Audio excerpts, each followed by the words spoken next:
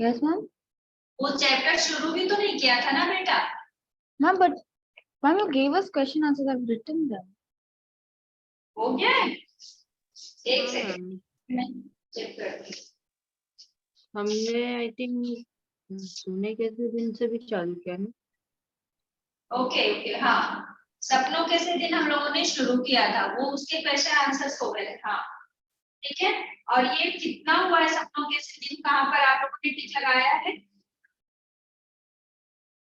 सपनों के से दिन, संचयन का सेकेंड चैप्टर।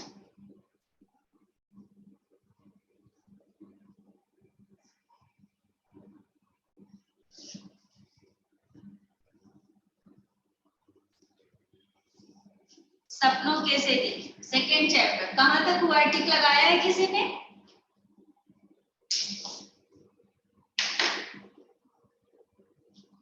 अनिका? हाँ मैम, टिक लगाया है बेटा आपने? मैं लगाया था, बट क्या हुआ, मेरा बुक एक्चुअली आज किसी और के पास, उसे कुछ देर के लिए चाहिए था। तो आपके पास बुक नहीं है? थोड़ी देर में ही मिल जाएगा, उसने बोला उसे तो प्रिंट आउट निकालना है, उसका एक पेज भूल गया। ओके, शारण्या, तो कुछ आइडिया है आपको कहाँ तक हुआ है? कुछ नहीं, बुक सामने नहीं है तो कुछ याद नहीं है। Yes, ma'am. शारण्या आप बताओ। Ma'am, हमने 1 second. Ma'am, we did till page number 25. I have underlined till there. Page number 25। Yes, ma'am. I have underlined till there.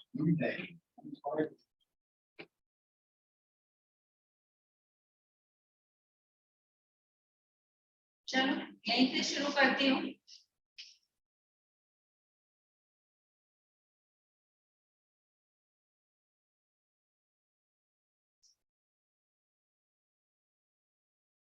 लग रहा है शायद ये चैप्टर 11 पार्ट हो चुका है, 11 पेज। चलो लेकिन फिर भी अनिका ध्यान से सुनो, आपकी बुक जब तक नहीं आ रही है। शारण्या ध्यान से देखिए, पेज नंबर 25 का लास्ट पैराग्राफ हम लोग शुरू करते Yes, हैं। ma'am. परंतु तब भी स्कूल हमारे लिए ऐसी जगह न थी जहाँ खुशी से भाग जाए। हम उधर। यहाँ से Yes, ma'am. Page number 25। परंतु तब भी स्कूल हमारे लिए ऐसी जगह न थी जहाँ खुशी से भागे जाए। मतलब लेखक क्या बता रहे हैं कि हमारे लिए वो इतनी अच्छी जगह नहीं थी कि हम खुश होकर वहां पर जाए। हर बच्चा रोता हुआ ही जाता था स्कूल, लेखक के साथ वाले। पहली कच्ची श्रेणी से लेकर चौथी श्रेणी तक, मतलब क्लास 1 से लेकर 4th तक केवल 5-7 लड़कों को छोड़ हम सभी रोते चिल्लाते ही स्कूल जाया करते। परंतु कभी कभी ऐसी सभी स्थितियों के रहते स्कूल अच्छा भी लगने लगता। अब लेखक ने क्या कहा कि ऐसी स्थिति होने के बाद भी कभी कभी स्कूल अच्छा लगता था। कब अच्छा लगता था? जब उनको परेड करवाया जाता था। देखिए, जब स्काउटिंग का अभ्यास करवाते समय पीटी साहब माने पीटी टीचर के लिए बोला गया है। पीटी साहब नीली पीली झंडियां हाथों में पकड़ाकर 1 2 3 कहते, झंडियां ऊपर नीचे दाएं बाएं करवाते तो हवा में लहराती और फड़फड़ाती झंडियों के साथ खाकी वर्दियों तथा गले में 2 रंग के रुमाल लटकाए अभ्यास किया करते। आप लोगों ने वो देखा है, स्काउट का ड्रेस देखा है, स्कूल में होगा, जी उसमें मैम। वो लगाते हैं गले में, कपड़े पहनते हैं, वो खाकी रहता है ना, खाकी मतलब वो जैसा पुलिस वाला ड्रेस होता है उस टाइप का थोड़ा सा। तो वो इन लोगों को यानी लेखक और उनके दोस्तों को अच्छा लगता था। हम कोई गलती ना करते तो वह अपनी चमकीली आंखें हल्के से झपकाते, कहते शाबाश। वह कौन? पीटी टीचर की बात हो रही। पेन बिगिन अगेन 1 2 3 3 2 1 और फिर बोलते कि अच्छा है, फिर से वो अपना नंबर बोलना, मतलब 1 2 3 3 2 1 बोलना शुरू करते। उनकी एक शाबाश ऐसी लगने लगती जैसे हमने किसी फौज के सभी तमगे जीत लिए हों। मतलब ऐसा लगता जब पीटी सर, जो कि हमेशा गुस्से में रहते थे, कभी शाबाश बोल दिया तो सब बच्चों को क्या लगता है जैसे हमने बहुत बड़ा काम कर लिया, यानी इसमें क्या बोला था कि फौज के सभी तमगे जीत गए, यानी बहुत बड़ी फौज, बहुत बड़ा काम कर लिया हो, ऐसा लगता था। कभी यही एक शाबाश सभी मास्टरों की ओर से हमारी सभी कॉपियों पर साल भर की लिखी गुडों से अधिक मूल्यवान लगने लगती। अभी क्या है बेटा, अगर कोई आपको हमेशा डांट रहा है, हमेशा आपकी कमियां निकाल रहा है और कभी उसने उसने आपकी तारीफ कर दी, तो वो क्या लगता है, बहुत बड़ी बात लगती है ना, अरे ये तो कैसे आश्चर्य, मतलब आश्चर्य वाली बात हो जाती है। और अगर कोई हमेशा आपकी तारीफ कर रहा है तो दो एक तारीफ और कर देगा आपके बारे में, तो वो फर्क नहीं पड़ता। लेकिन हमेशा कमी निकालने वाला कभी कुछ ऐसा बोल देता है तो बहुत असरदार हो जाता है। तो उसी को लेखक ने बताया कि वो उनका बोलना, शाबाश बोलना, कोई भी टीचर जो डेली गुड देता था, गुडो यहाँ पर बहुवचन है, तो जो डेली गुड देता है उससे वो कहीं ज्यादा अच्छा लगता था, मूल्यवान लगता था, यानी कीमती लगने लगती। कभी ऐसा भी लगने लगता कि कई साल की सख्त मेहनत से प्राप्त की पढ़ाई से भी पीटी साहिब के डिसिप्लिन में रहकर प्राप्त की गुडविल बहुत बड़ी बात है। परंतु यह भी एहसास रहता कि जैसे गुरुद्वारे का भाई जी कथा करते समय बताया करते कि सतगुरु के भय से ही प्रेम जागता है, ऐसे ही पीटी साहब के प्रति हमारे प्रेम की भावना जग जाती। मतलब जब इस तरह से पीटी सर इन लोगों को शाबाश बोलते थे तो थोड़ा सा बच्चों के अंदर उनके लिए क्या हो जाता था, प्रेम जग जाता था। वैसे तो सारे बच्चे उनसे नफरत करते थे, उनसे डरते थे, लेकिन जब वो तारीफ कर देते तो थोड़ा बच्चों को उनसे प्रेम हो जाता कि चलो हाँ, ये भी हम लोग की तारीफ करते हैं। यह ऐसा भी है कि आपको रोज फटकारने वाला कोई अपना यदि साल भर के बाद एक बार शाबाश कह दे तो यह चमत्कार सा लगने लगता है। हमारी दशा भी कुछ ऐसी ही हुआ करती। हर वर्ष अगली श्रेणी में प्रवेश करते समय मुझे पुरानी पुस्तकें मिला करती। लेखक ने क्या बोला कि हर नए साल जब नई क्लास में जाना होता था तो लेखक को कौन सी पुस्तक मिलती थी, पुरानी किताबें। पुरानी किताबें, हाँ, एक मेरे पास है, मैं लगा कर देखती।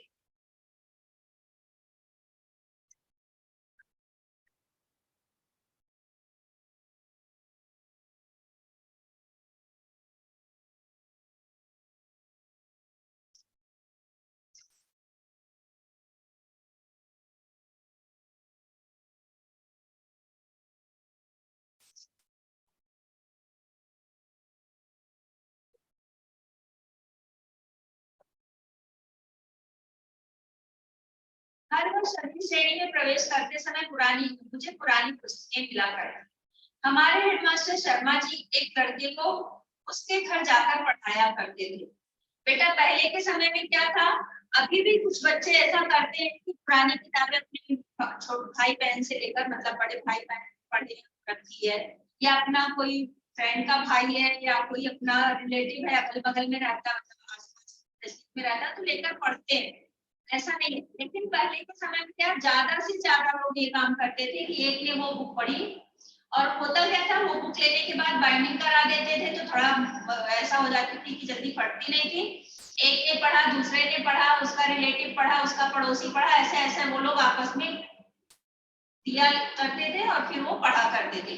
क्यों? क्योंकि लोगों के पास पहले इतना पैसा भी नहीं था और लोग बहुत ज्यादा इस तरह का खर्च भी नहीं करते थे। उनको लगता था जितना काम ले देकर हो जाता है उतना ठीक है। तो उस तरह से लेखक जो थे उन्होंने क्या बताया कि उनके जो प्रधानाचार्य थे वो एक बच्चे को पढ़ाया और वहां से किताबें लाकर दिया करते थे, इसकी वजह से लेखक आगे पढ़ रहे थे सामने। इसके आगे बुक में ये भी लिखा है कि अगर लेखक को पुरानी किताबें नहीं मिलती तो शायद उनकी पढ़ाई इतनी ना हो पाती जितनी उन्होंने पढ़ ली, यानी 7th 8th तक जो उन्होंने पढ़ा वो सिर्फ उनको किताबें मिल रही थी इसकी वजह से। लड़के को उसके घर जाकर पढ़ाया करते थे। वे धनाढ्य लोग थे। धनाढ्य का मतलब क्या होता है? धनाढ्य,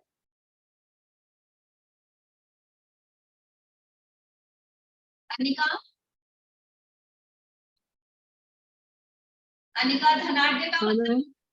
क्या बेटा? हाँ मैम, वो एक्चुअली इधर कुछ प्रॉब्लम हो गया था, इशू हो गया था, इससे मैं ठीक कर रही थी उसे। नहीं, मैं बोल रही हूँ धनाढ़ का मतलब क्या होता है? धनार्य मतलब धन को अर्जन करना। हम्म? अब पता नहीं मैम। धनाढ़ का मतलब ma'am someone who is ma'am जिसके पास बहुत पैसा हो।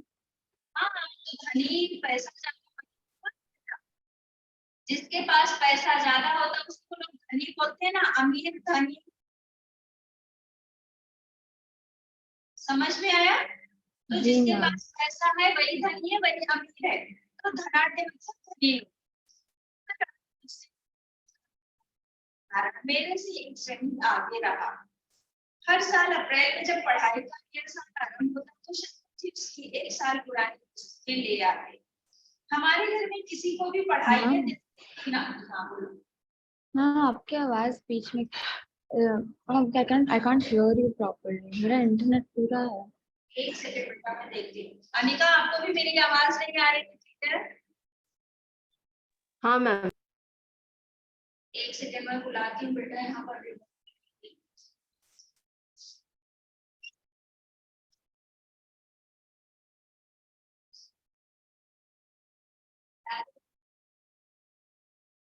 क्लियर नहीं आ रही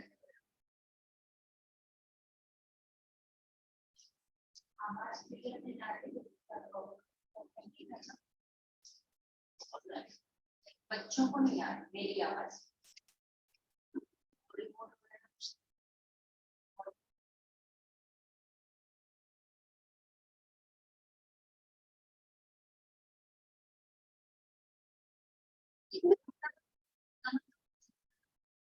बस बेटा, अभी नहीं मैम। मैम काट लाइक मेरा इंटरनेट पूरा है बट मैम पहला वाला शब्द आ रहा है फिर आखिरी वाला, बीच में कुछ सुनाई नहीं दे रहा। When you were reading also सुनाई नहीं दे रहा। अनिका, आपको भी मैम। हाँ मैम। नहीं सुनाई दे रही आवाज? नहीं मैम, बीच बीच में थोड़ा कट हो रहा है। इसमें कट हो रहा है, मुझे लग रहा है नेट का कुछ प्रॉब्लम होगा बेटा।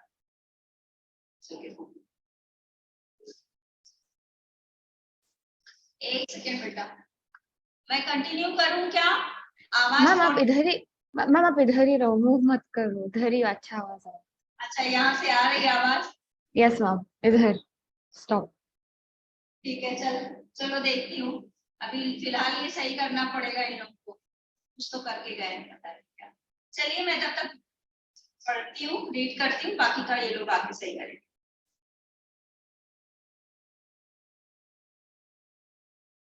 हाँ, लेखक ने क्या बोला? हमारे घर में किसी को पढ़ाई में दिलचस्पी ना थी। दिलचस्पी मतलब किसी को इंटरेस्ट नहीं था। यदि नई किताबें लानी पड़ती तब तब 1-2 रुपए में आ जाया करती थी। पहले किताबें इतनी महंगी भी नहीं थी, लेकिन वो 1-2 रुपए भी बहुत ज्यादा हुआ करता था, क्योंकि पहले के समय में पैसे भी कम मिलते थे लोगों को। तो यहाँ पर वही है कि अगर वो किताबें, लेखक क्या बोल रहे हैं, किताबें खरीदी होती तो मैं इतनी पढ़ाई भी नहीं कर पाता। तो शायद इसी बहाने पढ़ाई तीसरी चौथी श्रेणी में ही छूट जाती। कोई 7 साल स्कूल में रहा तो एक कारण पुरानी किताबें मिल जाना भी था। कॉपियों, पेंसिलों, होल्डर या स्याही दवात में भी मुश्किल से 1-2 रुपया साल भर में खत्म।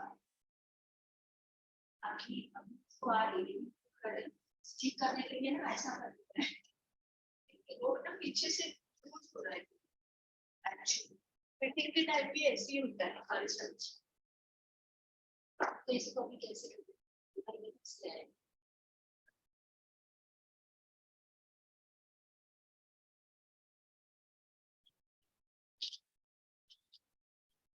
पूछो। अभी आ रही बेटा आवाज? जी मैम अच्छे से आ रही है। अरे हाँ, ऊपर जाएंगे, ऊपर जाएंगे।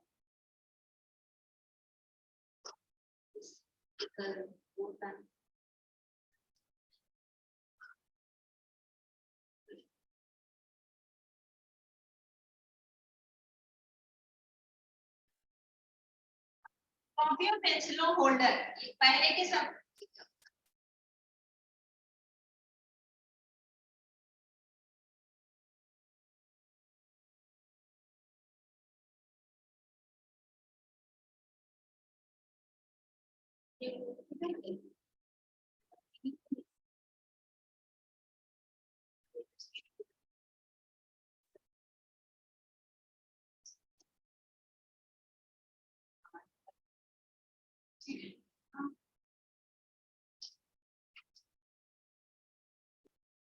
इसको इधर भी पढ़ सकते हैं ना, क्योंकि इधर से ज्यादा सही होता है, इसलिए मैं इधर से ना ज्यादा सही।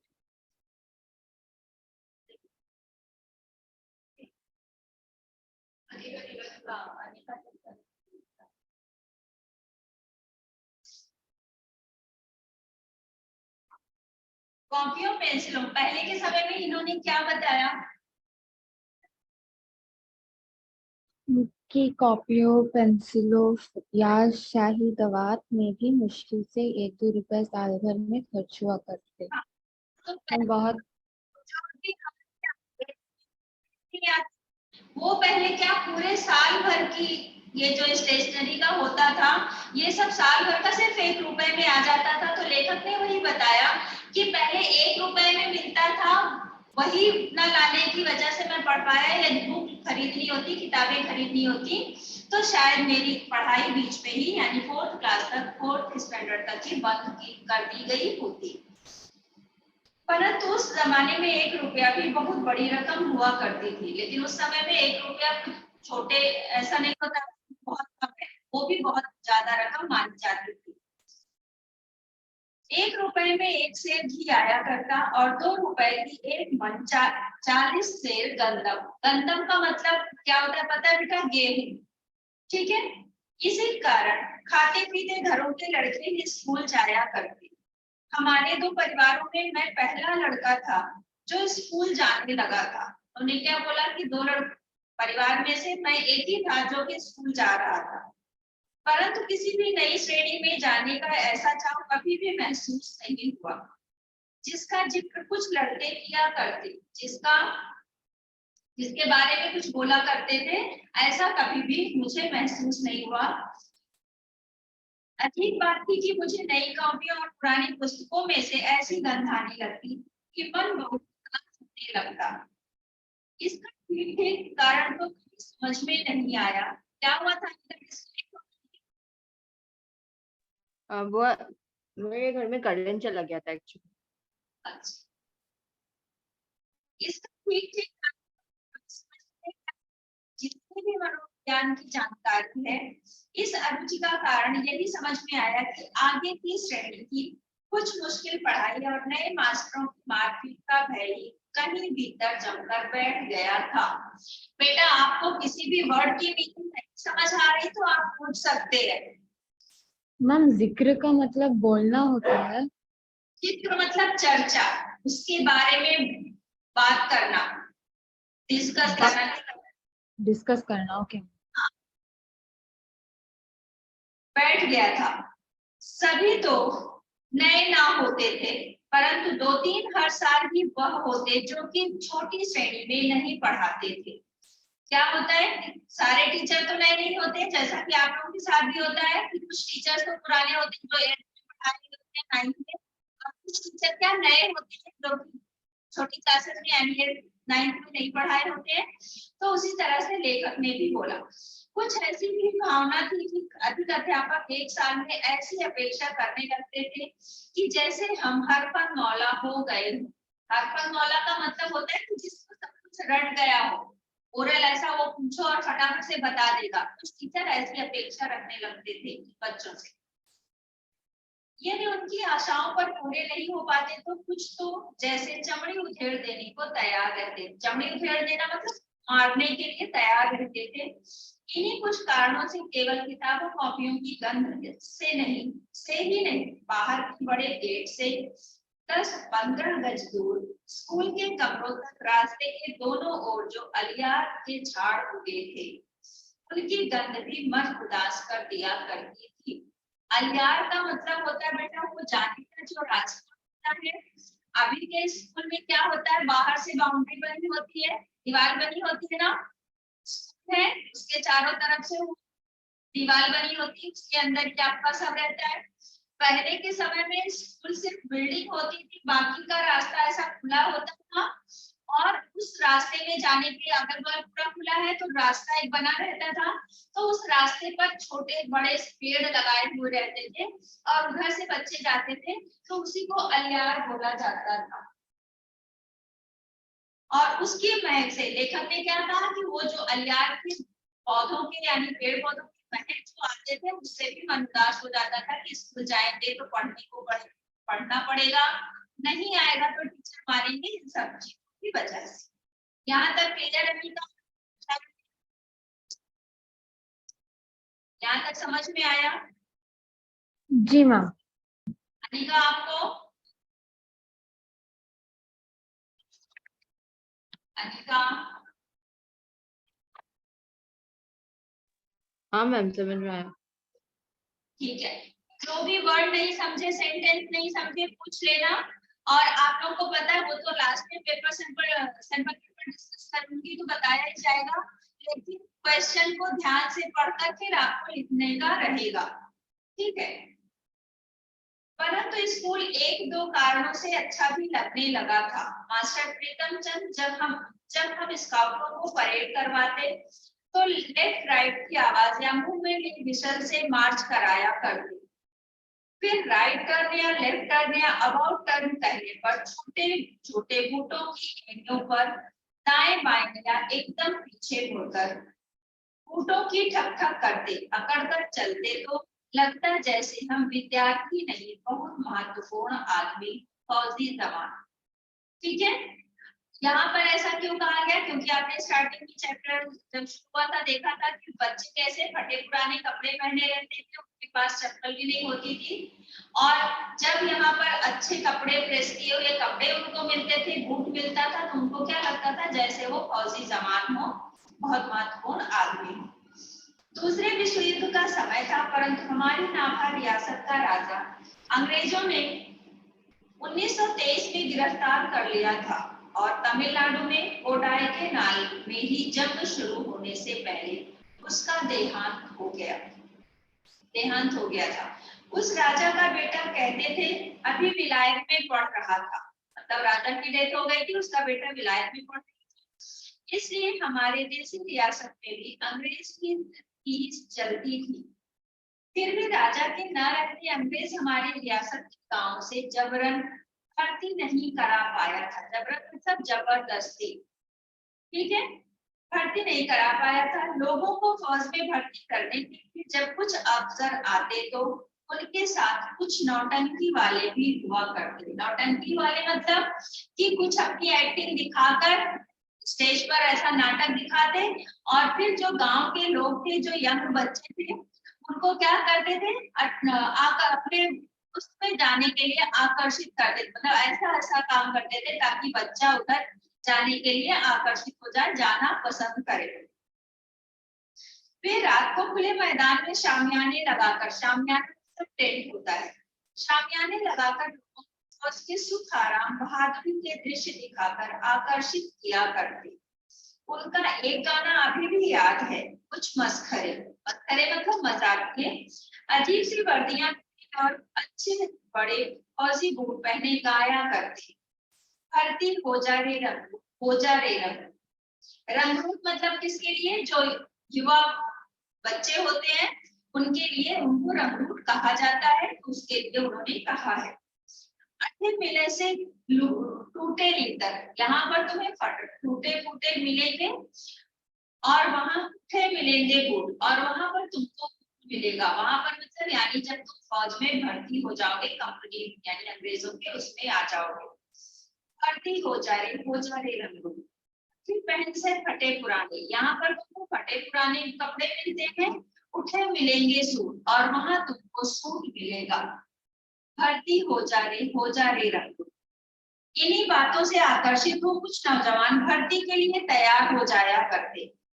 अब ऐसे सारा गाना सुनते, इस तरह से वो जब हर चीज को बताते थे, तो जो यंग बच्चे यानी वो क्या करते हैं, वो जबरदस्ती, अब पहले के समय में पेरेंट्स अपने बच्चों को फौज में ऐसा उसमें नहीं जाने देते थे, लेकिन जब इस तरह से अंग्रेजों का ये नौटंकी और ये नाटक बच्चे देखते थे तो उनको लगता था अरे वहां तो बहुत सुविधा मिलेगी, बहुत अच्छा रहेगा, तो वो वहां जाने के लिए जिद करने लगते थे। कभी कभी हमें भी महसूस होता कि हम भी फौजी जमानों से कम हैं, ऐसा लेखक ने कहा है। धोबी की धुली वर्दी और पॉलिश किए बूट और जुराबों को पहने जब हम स्काउटिंग की परेड करते तो लगता हम फौजी ही हैं। मास्टर प्रीतम चंद को स्कूल के समय में कभी भी हमने, अब लेखक क्या इसके बारे में, पीटी टीचर जो है प्रीतम चंद, उनके बारे में बता रहे हैं। मास्टर प्रीतम चंद को स्कूल के समय में कभी भी हमने मुस्कुराते या हंसते ना देखा था। उनका ठिठुरना का दुबला पतला परंतु गठीला शरीर, माता के दागों से भरा चेहरा और बाझते तेज आंखें, खाकी वर्दी, चमड़े के चौड़े पंजे वाले बूट, सभी कुछ ही भयभीत करने वाला हुआ करता। उनके बूटों की ऊंची एड़ियों के नीचे भी खुरियां लगी रहती। खुरियां मतलब वो लोहे का, जैसा ये घोड़े के पैर के नीचे वो लोहे का लगा रहता है जिसको नाल बोलते हैं, तो उसी तरह से जो पीटी टीचर प्रीतम चंद थे उनके जूते के नीचे वो लगा हुआ था। उनके बूटों की ऊंची एड़ियों के नीचे भी खुरियां लगी रहती, जैसे तागे के घोड़े के पैरों में लगी रहती है। अगले हिस्से में पंजों के नीचे मोटे सिरों वाले कील ठुके होते। हम ध्यान से देखते इतने बड़े और भारी भारी बूट पहनने के बावजूद उनके टखनों में कभी मोच तक नहीं आती थी। टखनों मतलब उनके पैरों में कभी मोच भी नहीं आती थी। उनको देखकर हम यदि घर वालों से बूट की मांग करते तो माँ बाप यही कहते कि टखने टेढ़े हो जाएंगे, सारी उम्र सीधे ना चल पाओगे। यहाँ तक क्लियर? समझ में आया बच्चों? जी मैम वो पोएम आप वापस से समझा सकती? हाँ बेटा, उस पोएम में क्या है कि वो रंगरूट जो है वो यंग बच्चों के लिए, जो किशोर या युवावस्था वाले बच्चे होते हैं ना, तो उनके लिए उन्होंने रंगरूट शब्द का प्रयोग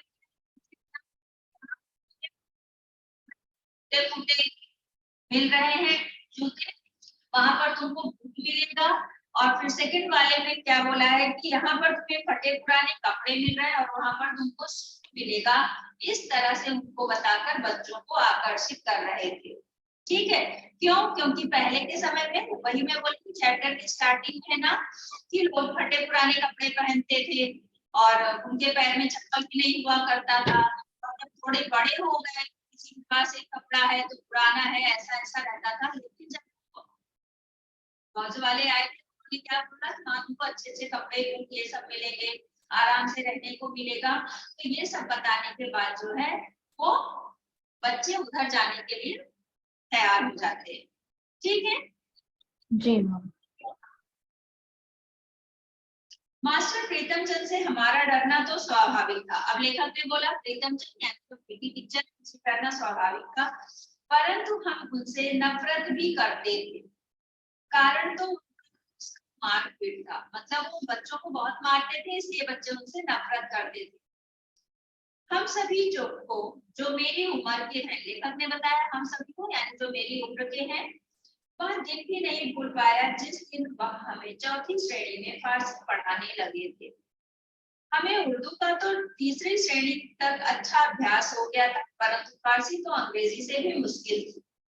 अभी हमें पढ़ते एक सप्ताह भी ना हुआ होगा कि प्रीतम चंद ने हमें एक शब्द याद करने को कहा और आदेश दिया कि कल इसी घंटी में ज़बानी सुनेंगे। ज़बानी मतलब ओरल सुनेंगे।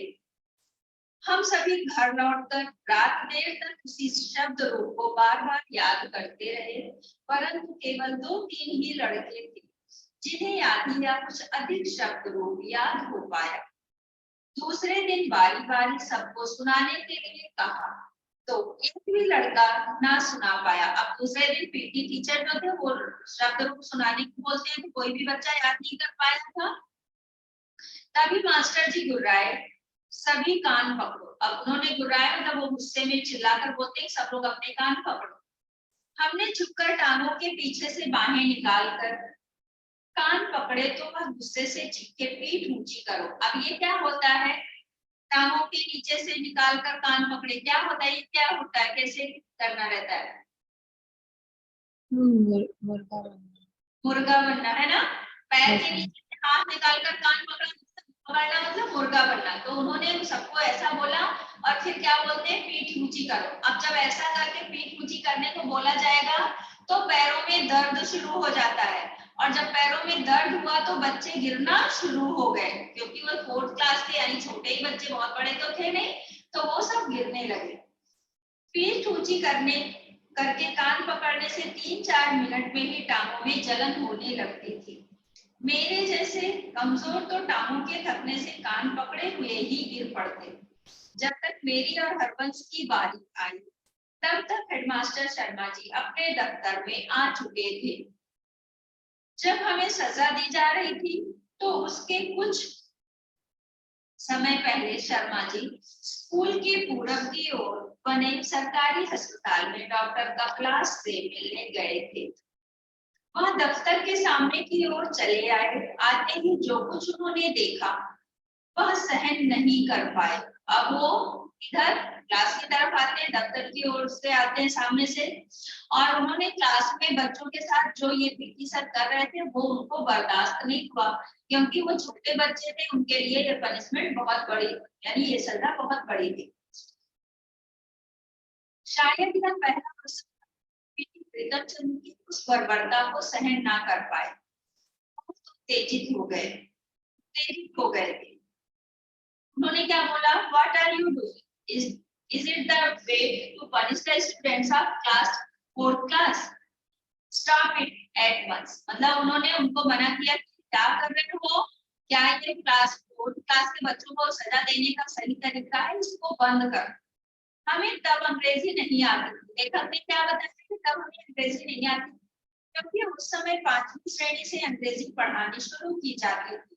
आपको पता होगा कि पहले जो है बच्चों को उनकी राष्ट्रभाषा और मातृभाषा पढ़ाई जाती थी, ठीक है। अब और इंग्लिश की जो पढ़ाई होती थी वो बाद में यानी 5th 6th से वो शुरू की जाती थी।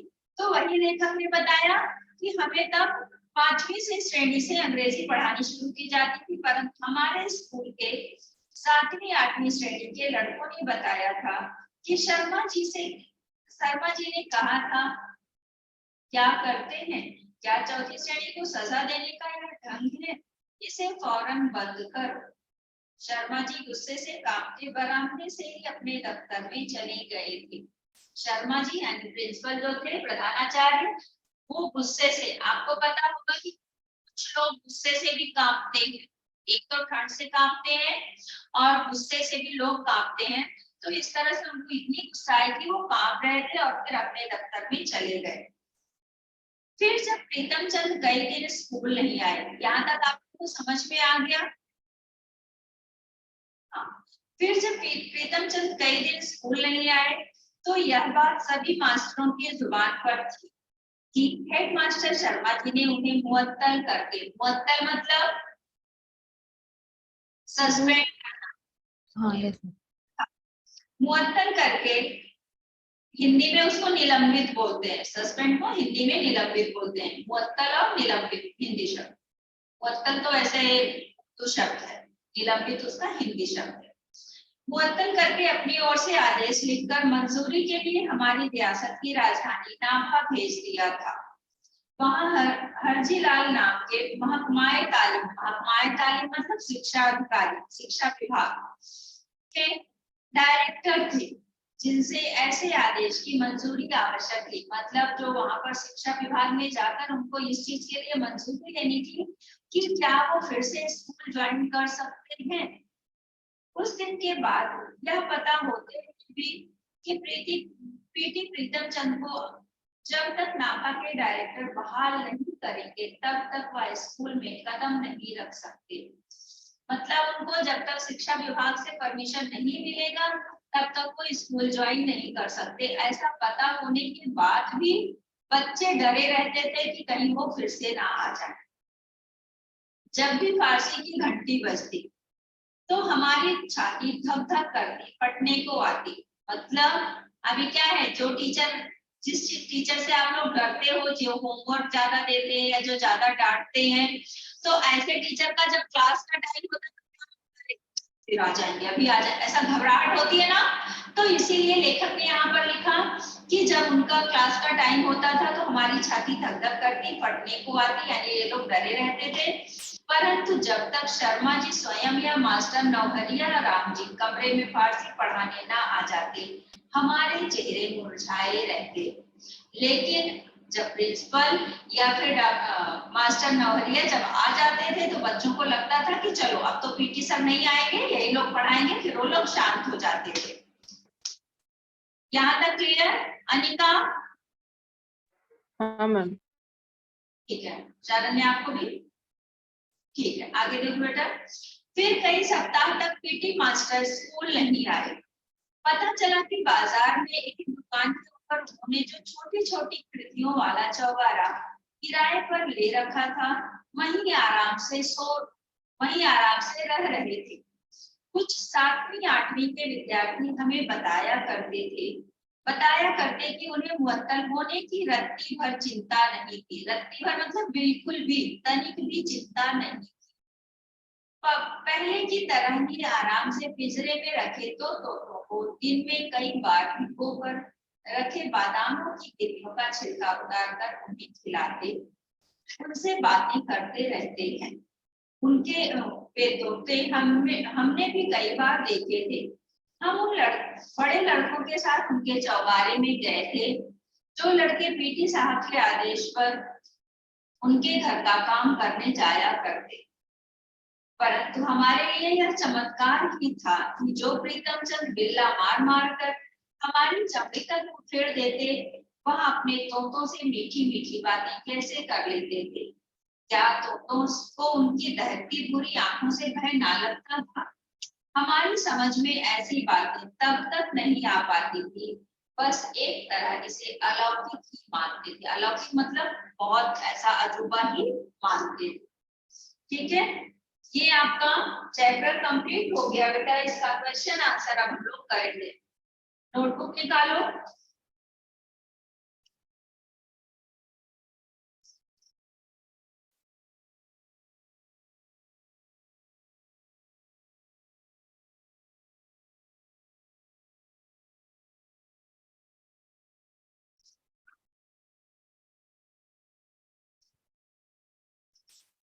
नोटबुक निकालिए।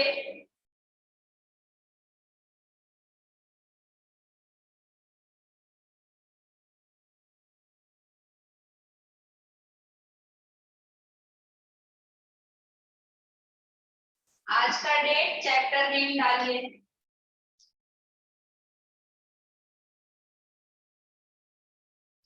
आज का डेट और चैप्टर नेम डालिए।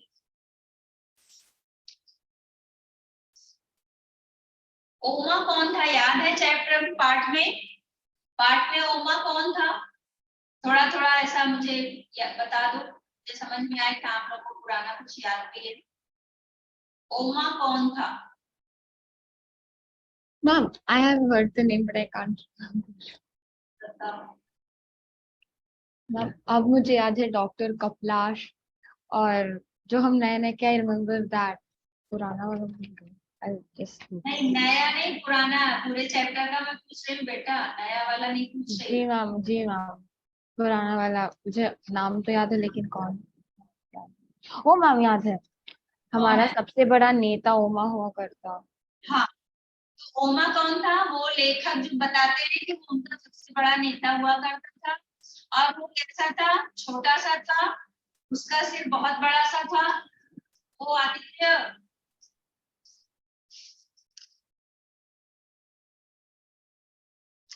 आदित्य यस क्या मैम। भूल गए थे? हिंदी है भी? Yes ma'am. क्यों हिंदी सब्जेक्ट ही भूल गए थे कि हिंदी भी मुझे पढ़ना रहता है, हिंदी भी मेरा सब्जेक्ट है, ऐसा क्या? नहीं मैम। आप इतने दिन से किधर थे वो बताओ। मैम पिछली बार मैं बाहर गया था, आउट ऑफ स्टेशन पर। उसके पहले वाला लेक्चर शायद हुआ नहीं था क्या? चलो कोई नहीं, जब से जागो तभी सवेरा, सुना है कि नहीं इसको? Yes ma'am. हाँ, जब से जागो तभी सवेरा। अभी आप आ गए हैं, अच्छे टाइम पर आए हैं, अभी क्वेश्चन आंसर लिखना है, ठीक है? तो वो हम लोग लिखने का काम करते हैं। तो ओमा के बारे में मैं बोल रही थी बेटा, ओमा जो है वो स्टार्ट में यानी दोस्त थे, उनमें से वो अलग निडर था, उसको होमवर्क नहीं करना रहता था, वो मार खाने को तैयार रहता था। वो जब किसी से लड़ाई करता था तो कैसे करता था? सिर से करता था। स्कूल में पढ़ाई आदित्य आपने सब किसी दिन? हाँ मैम। तो वो क्या उसका सिर बहुत बड़ा सा होता था ना, तरबूज की तरह बताया गया है, या हाँ हांडी मैम। की हांडी जैसा बताया गया है। और उसी से वो बच्चों से लड़ाई करता था, उनके पेट में और चेस्ट में मारता था, तो लोगों को बहुत ज्यादा चोट आती थी। ये सारी उसकी विशेषताएं थी, ठीक है? आपके इसमें बुक में है, ध्यान में रखना, कहीं से कुछ भी आ सकता है। एग्जाम से पहले टेक्स्ट बुक रीडिंग कंपलसरी है। क्वेश्चन आंसर तो याद ही करना है, लेकिन टेक्स्ट बुक भी रीड कर लेना, तो कहाँ से क्या पूछा गया है आपको अच्छे से लिखने का आ जाएगा, ठीक? चलो आदित्य बेटा नोटबुक निकालो, आज का डेट डालो, चैप्टर नेम डालो, और अनिका शारण्य आप लोग भी लिखना शुरू करिए।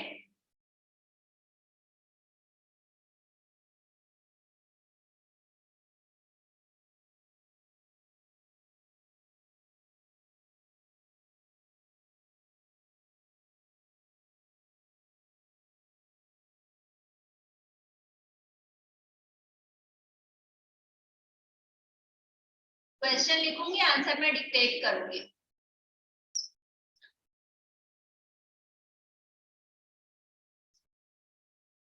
सपनों के से दिन के आधार पर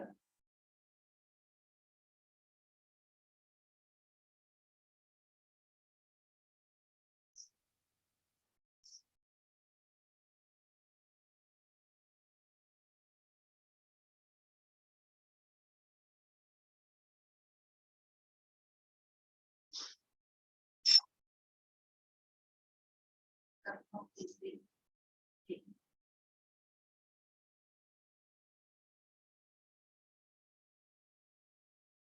बेटा आप तुमको ब्रेक चाहिए क्या?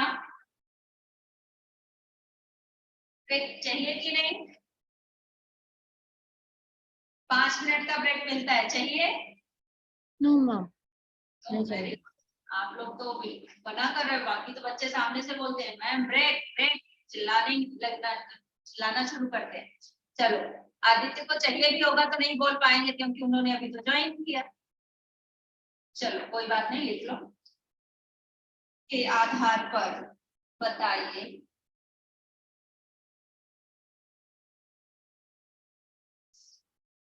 कि बच्चों को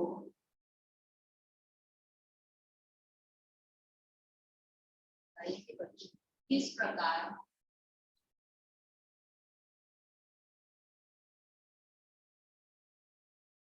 स्कूल की ओर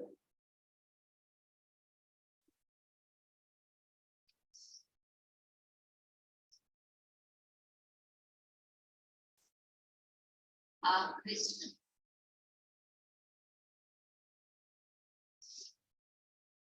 किया जा सकता है। सपनों के दिन पाठ के आधार पर, यहाँ पर के आधार पर या पाठ के आधार पर कुछ भी आ सकता है, तो के आधार पर बताइए कि बच्चों को किस प्रकार स्कूल की ओर आकृष्ट, आकृष्ट या आकर्षित दोनों में से कुछ भी शब्द आ सकता है, तो आकृष्ट किया जा सकता है, ठीक है? क्वेश्चन हो जाए तो आंसर लिखो बेटा।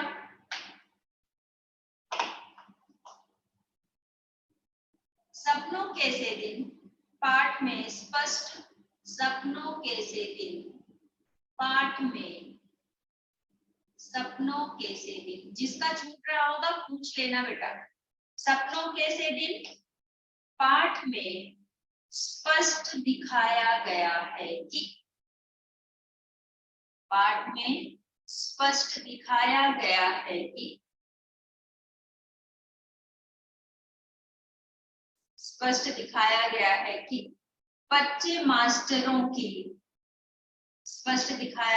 कि बच्चे मास्टरों की क्रूरता से भयभीत रहते हैं।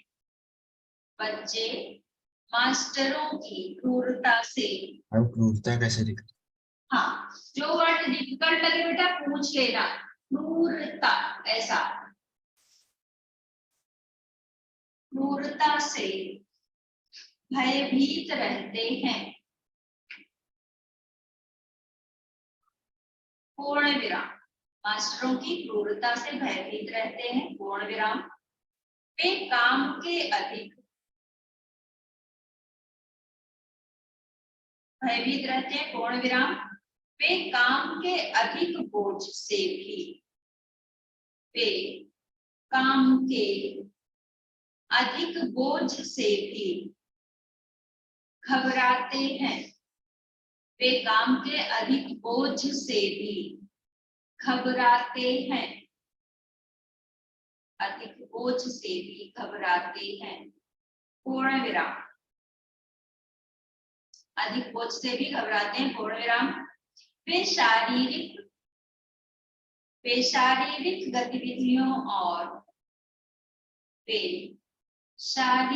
गतिविधियों और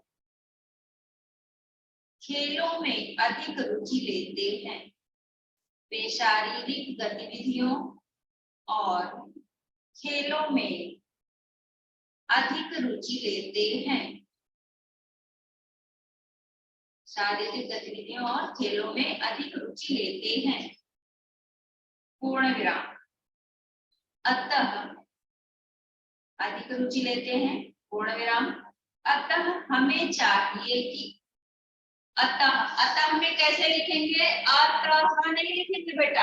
अतः कैसे होता है? ऐसा, इसमें विसर्ग लगाकर, अतः, ये दोनों डॉट, अतः हमें चाहिए कि हम बाल मनोविज्ञान का, अतः हमें चाहिए कि हम बाल मनोविज्ञान का, अतः हमें चाहिए कि हम बाल मनोविज्ञान का सहारा लेकर, बाल मनोविज्ञान मतलब बच्चों के मानसिकता का, बच्चे कैसा सोचते हैं, ठीक है।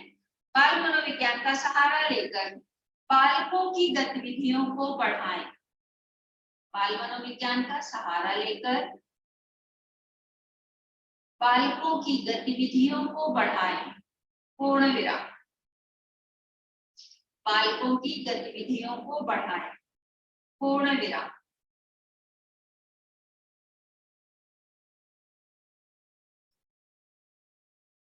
बालकों की गतिविधियों को बढ़ाएं, पूर्ण विराम। उन्हें बेंचों डेस्कों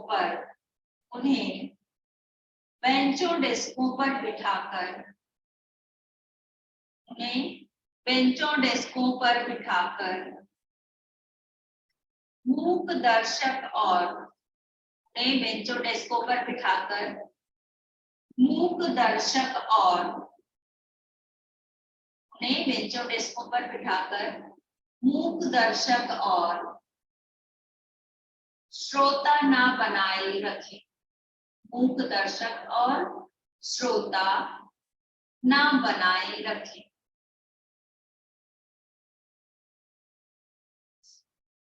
मूक दर्शक और श्रोता ना बनाए रखें, पूर्ण विराम। उन्हें स्काउट होता है ना, उसी में टा में छोटी की मात्रा और ग करके, उन्हें स्काउटिंग, खेल कूद,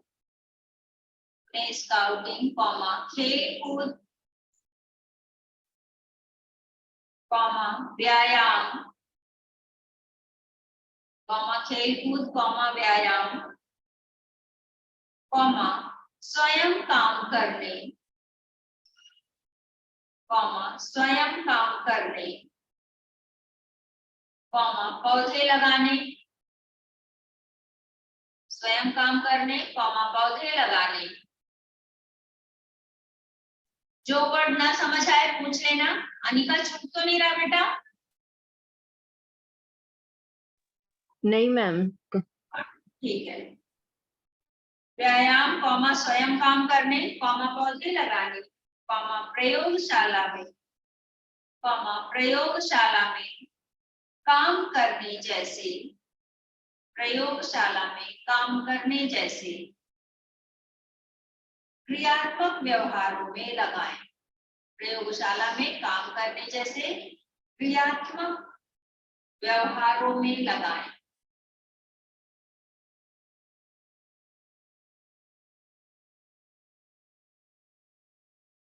क्रियात्मक व्यवहारों में लगाएं। पूर्ण विराम। तभी स्कूली जीवन, तभी स्कूली जीवन, क्रियात्मक व्यवहारों में लगाएं पूर्ण विराम, तभी स्कूली जीवन सपनों का स्वर्ग, तभी स्कूली जीवन सपनों का स्वर्ग बन सकेगा,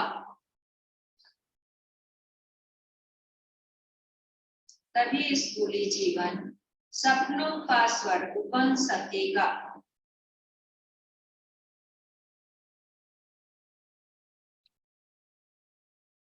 वहां तैराकी जैसी, स्वर्ग बन सकेगा पूर्ण विराम, वहां तैराकी जैसी गतिविधि भी, वहां तैराकी जैसी गतिविधि भी संभव हो तो अच्छा है, वहां तैराकी जैसी गतिविधि भी संभव हो तो अच्छा है,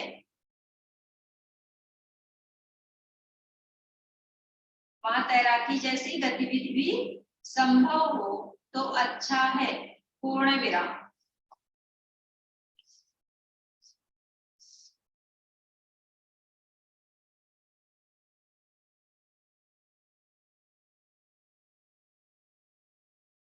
आदित्य, आपने अभी तक वो लिया कि नहीं बेटा? वॉल्यूम नहीं लिया। नहीं? नहीं, मेरे पास लिटरेचर वाली वॉल्यूम है। लिटरेचर मतलब आपके स्कूल की अलग से या की? वॉल्यूम 1 है। अच्छा, यूपी की वॉल्यूम 1 है, ठीक है। तो वॉल्यूम 1 में ही सारे क्वेश्चन है बेटा। अभी मैं इसी में से होमवर्क बाद में दूंगी, अभी तो एक दो क्वेश्चन और लिखाऊंगी। चलो,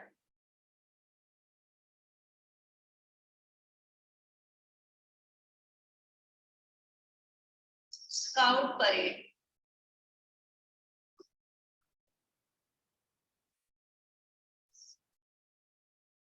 स्काउट परेड करते समय, स्काउट परेड करते समय लेखक, स्काउट परेड करते समय लेखक अपने को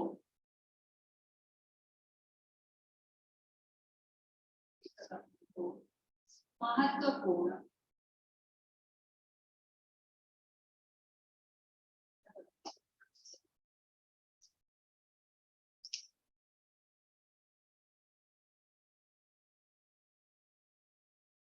आदमी,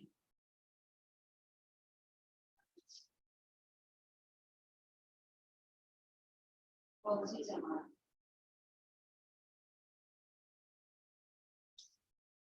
क्यों समझने लगता, समझने लगता।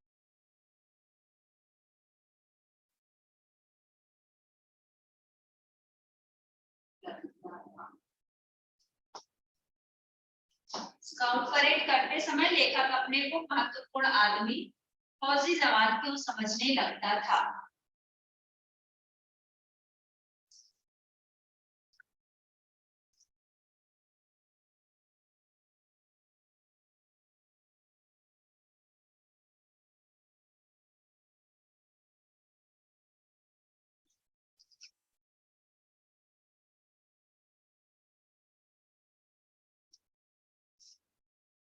क्वेश्चन हो गया, आंसर लिखिए।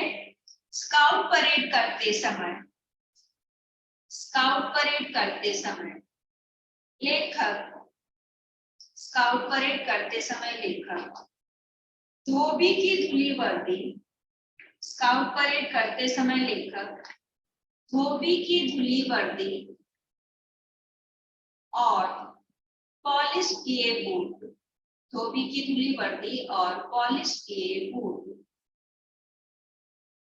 और जुराब पहनकर, जुराबों को पहनकर, पॉलिश किए बूट और जुराबों को पहनकर स्वयं को फौजी, जुराबों को पहनकर स्वयं को फौजी जवान ही समझता था, जुराबों को पहनकर स्वयं को फौजी जवान ही समझता था, पूर्ण विराम।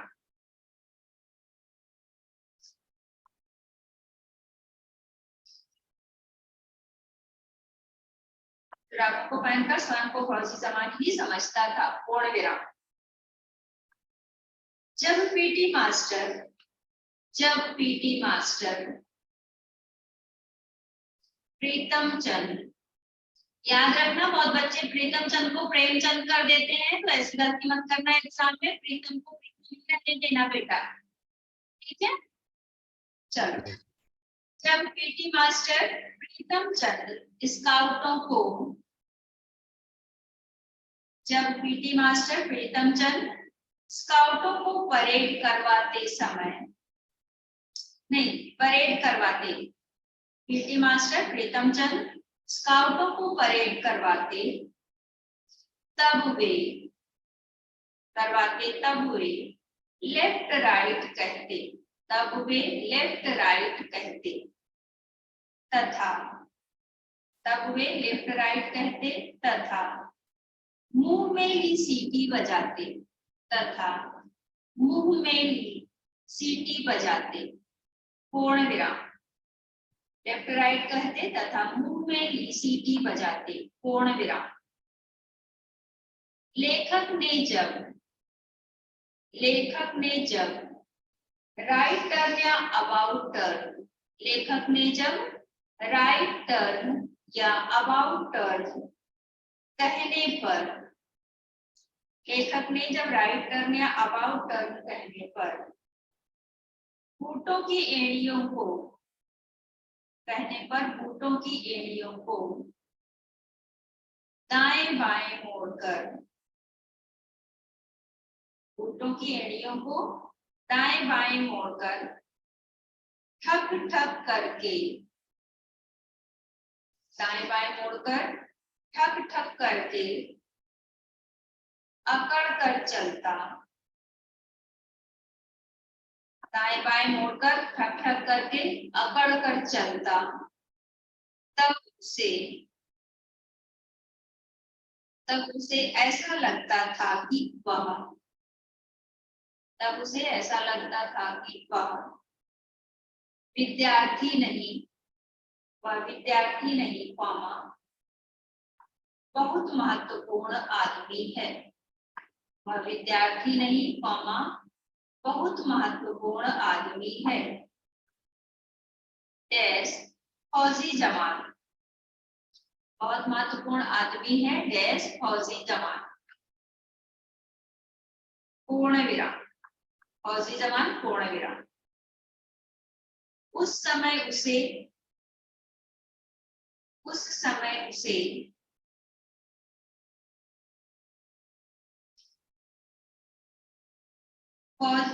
उस समय उसे फौजी जवानों की सी शान, उस समय उसे फौजी जवानों की सी शान अनुभव होती थी, फौजी जवानों की सी शान अनुभव होती थी, पूर्ण विराम।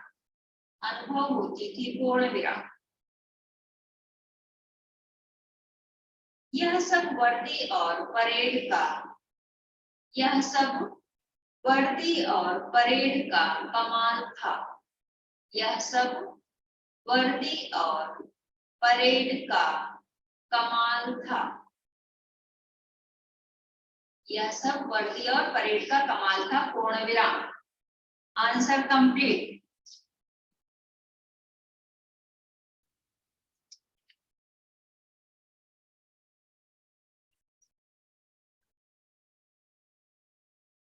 नेक्स्ट क्वेश्चन,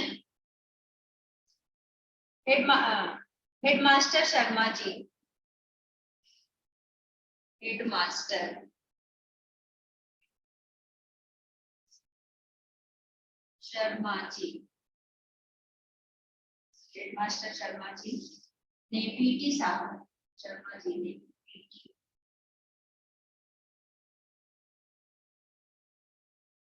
पीटी साहब को, हेडमास्टर शर्मा जी ने पीटी साहब को क्यों मुअत्तल कर दिया? क्यों मुअत्तल, क्यों मुअत्तल कर दिया?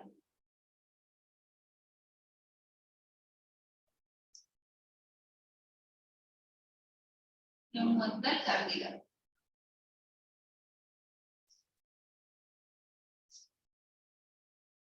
हेडमास्टर शर्मा जी ने पीटी साहब को क्यों मुअत्तल कर दिया? मुअत्तल मतलब निलंबित या सस्पेंड। क्वेश्चन हो गया सबका? आंसर लिखिए। पीटी साहब ने बच्चों को, पीटी साहब ने बच्चों को फारसी का एक, पीटी साहब ने बच्चों को फारसी का एक शब्द रूप, शब्द रूप के बीच में योजक चिन्ह रहेगा। पीटी साहब ने बच्चों को फारसी का एक शब्द रूप याद करने को कहा, एक शब्द रूप याद करने को कहा। पीटी साहब ने बच्चों को फारसी का एक शब्द रूप याद करने को कहा और आदेश दिया, और आदेश दिया। कहा और आदेश दिया, कॉमा, जब एक भी लड़का सुना ना पाया, और आदेश दिया, कॉमा, जब एक भी लड़का सुना ना पाया तो मास्टर जी ने, जब एक भी लड़का सुना ना पाया तो मास्टर जी ने सभी को मुर्गा बन, तो मास्टर जी ने सभी को मुर्गा बन पीठ ऊंची करके, मुर्गा बन पीठ ऊंची करके कान पकड़ने को कहा। मुर्गा बन पीठ ऊंची करके कान पकड़ने को कहा, पूर्ण विराम। यह स्थिति बहुत ही भयंकर थी, यह स्थिति बहुत ही भयंकर थी, यह स्थिति बहुत ही भयंकर थी, कॉमा, विशेष रूप से, बहुत ही भयंकर थी, कॉमा, विशेष रूप से छोटे बच्चों के लिए, विशेष रूप से छोटे बच्चों के लिए दंडशील यातना जैसा था, विशेष रूप से छोटे बच्चों के लिए दंडशील यातना जैसा था। Ma'am, can you write this? क्या बेटा? Ma'am, can you write this? हाँ, दंडशील, Yes, ma'am. हाँ, दंडशील,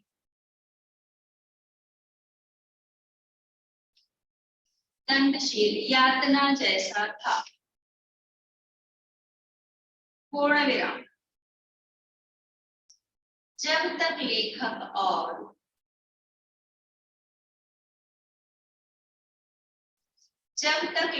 और हरबंस की बारी आई, हरबंस कौन? उसका क्लासमेट, यानी उसकी क्लास में उसके साथ पढ़ने वाला। जब तक लेखक और हरबंस की बारी आई, हेडमास्टर शर्मा जी, जब तक लेखक और हरबंस की बारी आई, हेडमास्टर शर्मा जी आ पहुंचे, हेडमास्टर शर्मा जी आप पहुंचे, पूर्ण विराम। हेडमास्टर शर्मा जी आप पहुंचे, पूर्ण विराम।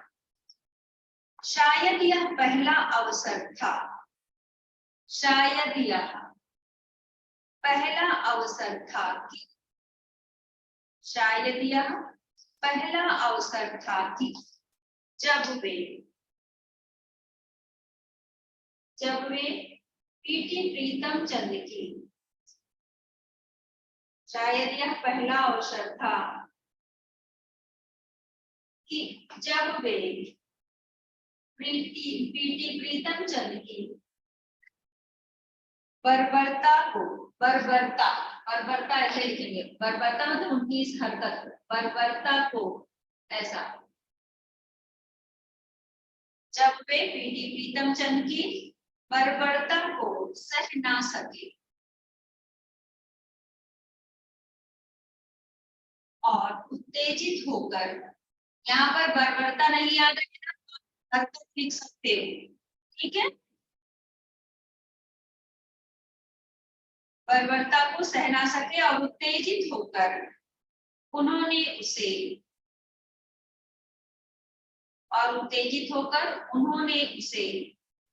अनुचित मानकर बंद करने को कहा, उन्होंने उसे अनुचित मानकर बंद करने को कहा, पूर्ण विराम। उन्होंने उसे अनुचित मानकर बंद करने को कहा, पूर्ण विराम। इसी कारण से हेडमास्टर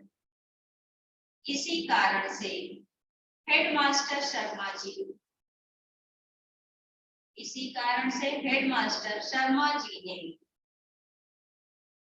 पीटी साहब को मुअत्तल कर दिया।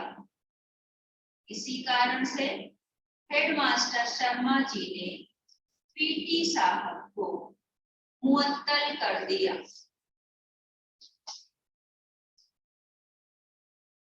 इसी कारण हेडमास्टर शर्मा जी ने पीटी साहब को मुअत्तल कर दिया। अभी का लास्ट क्वेश्चन, इतना लेंदी नहीं है, थोड़ा छोटा रहेगा बेटा। हाथ तो नहीं दर्द हो रहा है किसी का? हाथ दर्द हो रहा है? नहीं? शारण्या सबको फंसा रही हो, और किसी का दर्द हो रहा होगा तो तुम पहले ही नहीं बोल दे रहे। आदित्य हाथ दर्द हो रहा है? No ma'am. Good, very good. Anika आपका? नहीं मैम। अरे वाह, वेरी गुड, बहुत अच्छे बच्चे। चलो एक क्वेश्चन और लिख लो। कोई भी भाषा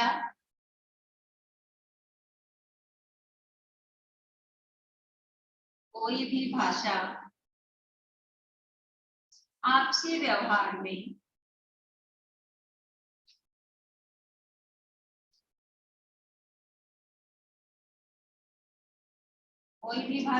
व्यवहार में बाधा नहीं बनती, बाधा नहीं बनती।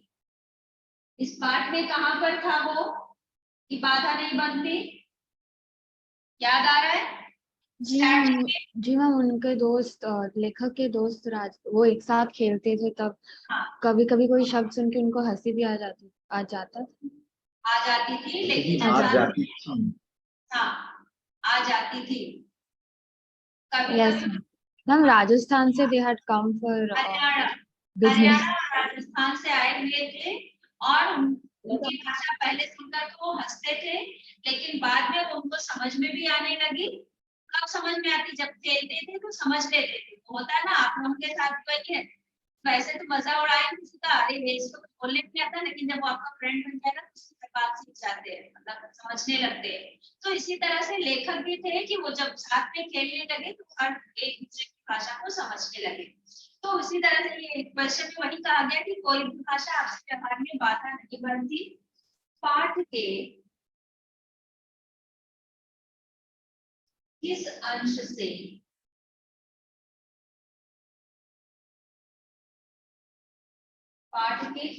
से यह सिद्ध होता है, यह सिद्ध होता है?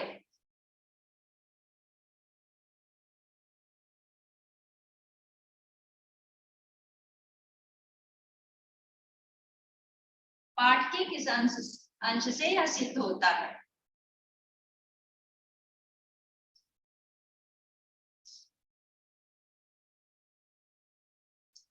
आंसर लिखिए। लेखक ने लिखा है कि, लेखक ने लिखा है कि उनके आधे से अधिक, लेखक ने लिखा है कि उनके आधे से अधिक साथी, लेखक ने लिखा है कि उनके आधे से अधिक साथी राजस्थान या हरियाणा से आकर, के आधे से अधिक साथी राजस्थान या हरियाणा से आकर, हरियाणा से आकर मंडी में व्यापार या, हरियाणा से आकर मंडी में व्यापार या दुकानदारी करने आए, मंडी में व्यापार या दुकानदारी करने आए परिवारों में से थे, दुकानदारी करने आए परिवारों में से थे, पूर्ण विराम। दुकानदारी करने आए परिवारों में से थे, पूर्ण विराम। जब बहुत छोटे थे तो, जब बहुत छोटे थे तो उनकी बोली कम समझ पाते, जब बहुत छोटे थे तो उनकी बोली कम समझ पाते, पूर्ण विराम। जब छोटे थे, जब बहुत छोटे थे तो उनकी बोली कम समझ पाते, पूर्ण विराम। उनके कुछ शब्द सुनकर, उनके कुछ शब्द सुनकर हंसी भी आती थी, उनके कुछ शब्द सुनकर हंसी भी आती थी, पूर्ण विराम। उनके कुछ शब्द सुनकर हंसी भी आती थी, पूर्ण विराम। परंतु खेलते, परंतु खेलने पर, परंतु खेलने पर सभी एक दूसरे के, परंतु खेलने पर सभी एक दूसरे की बात अच्छी तरह समझ लेते, परंतु खेलने पर सभी एक दूसरे की बात अच्छी तरह समझ लेते, पूर्ण विराम। परंतु खेलने पर सभी एक दूसरे की बात अच्छी तरह से समझ लेते, पूर्ण विराम। अतः पाठ के, अतः पाठ के इस अंश से, अतः पाठ के इस अंश से यह सिद्ध होता है, अतः पाठ के इस अंश से यह सिद्ध होता है कि कोई भी भाषा, यह सिद्ध होता है कि कोई भी भाषा आपसी व्यवहार में बाधा नहीं बनती, अतः यह सिद्ध होता है कि कोई भी भाषा आपसी व्यवहार में बाधा नहीं बनती, पूर्ण विराम।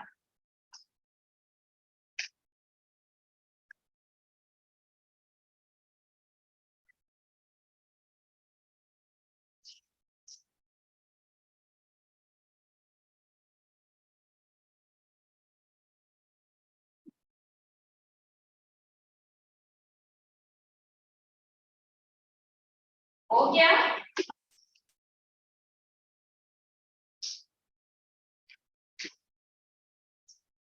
आंसर कंप्लीट बेटा। अब होमवर्क में, होमवर्क में एक मिनट बेटा। Question number 2, question number 2, question number 6, 2, 6, 8 और 9, 2, 6, 8, 9, ये 4 प्रश्न आप लोगों को होमवर्क में करना है। इसके बाद के जो है वो पढ़ना है, मतलब पढ़ना तो सब है, लेकिन लिखने के अलावा जो बचा है वो आपको जरूर पढ़ना है, ठीक है। और एक चीज आप लोगों को मैं बाद में सैंपल पेपर के समय में बताऊंगी कि आपका जो ये क्वेश्चन आएगा ये वैल्यू बेस्ड आएगा, जैसा कि आप लोगों के स्कूल में भी शायद हो रहा है ना आदित्य? Yes ma'am. ये क्वेश्चन तो आपकी बुक का ही रहेगा, चैप्टर का ही रहेगा, लेकिन उसको अपने शब्दों में आपको बताना है कि उससे आपको क्या सीख मिल रही है, उससे आप क्या समझ रहे हैं, वो सही है कि नहीं है, ये इस तरह से आपको लिखना पड़ेगा। तो जो ये क्वेश्चन आपको कराए जा रहे क्वेश्चन आंसर, इसी से हेल्प मिलेगी आपको लिखने में, समझ आया? यदि आपको ये लग रहा हो कि वो वैल्यू बेस्ड आएगा तो मैं फालतू क्यों लिखा रही, नहीं, आपको यहाँ से हेल्प मिलेगा। यहाँ जो ये आपकी क्वेश्चन आंसर है जो आएगा उसके तरह से आपको लिखना पड़ेगा, लेकिन आपको किसी ना किसी क्वेश्चन से आपको वहां पर मदद मिलेगी कि आपको कैसे लिखना है, समझ में आ रहा है? हाँ, लेकिन लिखने के टाइम, आंसर लिखने के टाइम, शायद लास्ट लेक्चर में या कभी तो आदित्य ने बोला था कि मैंने कुछ अलग लिख दिया तो नंबर कट गया, आदित्य आप ही ने बोला था ना? Yes ma'am. हाँ, तो इन सब चीजों का ध्यान रखना है कि आप उसमें अपने मन नहीं लगाओगे, उसमें थोड़ा चैप्टर के हिसाब से बताना है और पॉजिटिव वे में उसको लेकर बताना है, नेगेटिव में नहीं जाना है, ठीक है। इन चीजों का ध्यान रखते हुए अपने शब्द आप लिखोगे, ठीक है। ये नहीं कि आप जिस चैप्टर से गुस्सा है वो आपको डिफिकल्ट लग रहा है या कुछ है तो आप उसके बारे में कुछ भी लिख दो, ऐसा नहीं लिखना है बेटा, उसको पॉजिटिव उसमें लेकर आपको उसको अच्छे से बताना है, ठीक। चलो अब इसके बाद नया चैप्टर कौन सा शुरू किया जाए, जो होमवर्क दिया है ये देना, ठीक है। अभी मुझे आप लोगों से पूछना है, मैं हर बार पूछती हूँ, गैप हो जाता है तो फिर पूछना पड़ता है। पर्वत प्रदेश में हो गया, अब कहाँ दूसरे के दूसरे हो गया, और आपका ये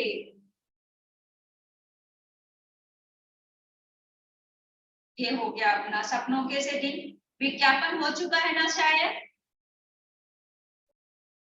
विज्ञापन लेखन हुआ है? नहीं नहीं मैम। अनिका, शारण्य, आप लोग भी बताओ जरा, हुआ है कि नहीं? नहीं मैम, वी डिड लास्ट संवाद। नहीं मैम। अच्छा, विज्ञापन नहीं हुआ है, ठीक है। तो नेक्स्ट लेक्चर में आपको विज्ञापन कराऊंगी। अभी क्या शुरू कर सकते हैं, इतना टाइम है, टाइम देखकर शुरू करेंगे विज्ञापन का। एक्चुअली अभी आप लोगों ने इतना लिखा है तो मैं अब आपको और नहीं लिखाऊंगी, विज्ञापन में आपको करना पड़ेगा, तो अभी मैं कुछ रीडिंग करने वाली चीज शुरू करती हूँ, उसके लिए बुक लाना पड़ेगा मुझे।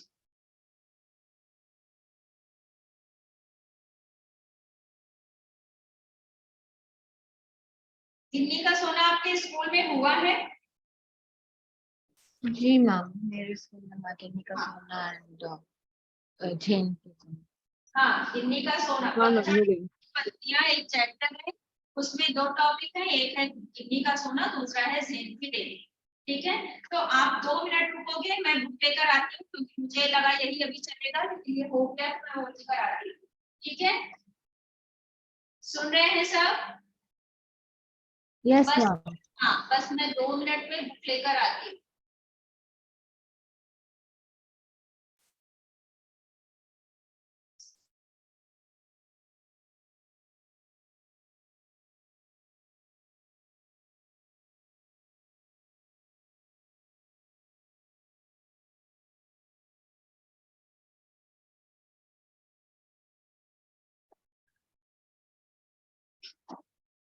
सब आ जाओ भाई, कहाँ चले गए?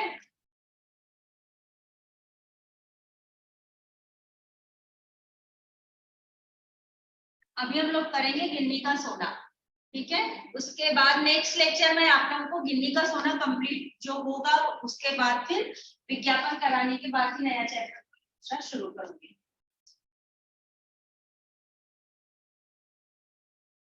पतझड़ में टूटी पत्तियां, स्पर्श में आपका पेज नंबर कौन सा रहेगा? हाँ, स्पर्श में पेज नंबर 117, 117। यहाँ पर क्या है, लेखक परिचय है, वहीं से हम लोग शुरू करेंगे, इसलिए मैंने ये पेज नंबर आपको बताया। पाठ का नाम है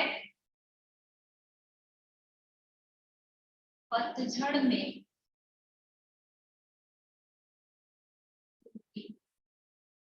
पत्ती, पतझड़ में टूटी पत्तियां, ये पाठ का नाम है। इस पाठ में 2 टॉपिक हैं, 2 छोटे छोटे पार्ट है, मतलब 2 पार्ट अलग अलग छोटे छोटे से, 2 स्टोरी छोटी सी है। उसमें पहली है गिन्नी का सोना और दूसरा है ज़ेन की दिल। ठीक, वो बाद में करेंगे, सबसे पहले हम लोग लेखक परिचय करते हैं। इस पाठ के लेखक है रविंद्र केलेकर। ठीक है, 7 मार्च 1925 को कोंकण क्षेत्र में जन्मे रविंद्र केलेकर छात्र जीवन से ही गोवा मुक्ति आंदोलन में शामिल हो गए थे। मतलब वो जब स्टूडेंट थे तभी से ही वो इसमें मुक्ति आंदोलन, जो गोवा मुक्ति आंदोलन था उसमें शामिल हो गए थे। गांधीवादी चिंतक के रूप में विख्यात केलेकर ने अपने लेखन में जनजीवन के विविध पक्षों, मान्यताओं और व्यक्तिगत विचारों को देश और समाज के परिप्रेक्ष्य में प्रस्तुत किया है। इनकी अनुभवजन्य टिप्पणियों में अपने चिंतन की मौलिकता के साथ ही मानवीय सत्य तक पहुंचने की सहज चेष्टा रहती है। कोंकणी और मराठी के शीर्षस्थ लेखक और पत्रकार रविंद्र केलेकर की कोंकणी में 25, अब देखना है कि किस भाषा में कितनी चीजें इन्होंने लिखी, कितनी रचनाएं की हैं। कोंकणी में 25, मराठी में 3, हिंदी और गुजराती में भी कुछ एक पुस्तकें प्रकाशित हैं, मतलब कुछ एक मतलब कुछ पुस्तकें प्रकाशित। केलेकर ने काका कालेकर की अनेक पुस्तकों का संपादन और अनुवाद भी किया है, मतलब उसका इन्होंने पब्लिश भी किया और अनुवाद, यानी उसको क्या किया, अनुवाद मतलब उसको क्या किया है, ट्रांसलेट किया है। गोवा कला अकादमी के साहित्य पुरस्कार सहित कई, हाँ मैम मुझे अब बाहर जाना है, so मैं लीव कर सकती हूँ? मतलब लीव करके कहीं बाहर जाना है, ऐसा क्या? ऐसा मैम मम्मी बोल रही है लीव करने के लिए। I am not saying anything. चलो जाओ, नेक्स्ट लेक्चर फिर हम लोग अब कंटिन्यू करेंगे। अगर टाइम है तो रुक सकते हो तो रुक जाओ, नहीं तो फिर अभी जाओ, क्या बोल रहे? हाँ मैं वीडियो बंद करके सुन सकती हूँ फिर से। हाँ ठीक है, चलेगा चलेगा, अभी तो रीडिंग ही करनी है, कोई बात नहीं। ओके मैम, फिर ठीक है। अच्छा तो पहले ही गई, चलो।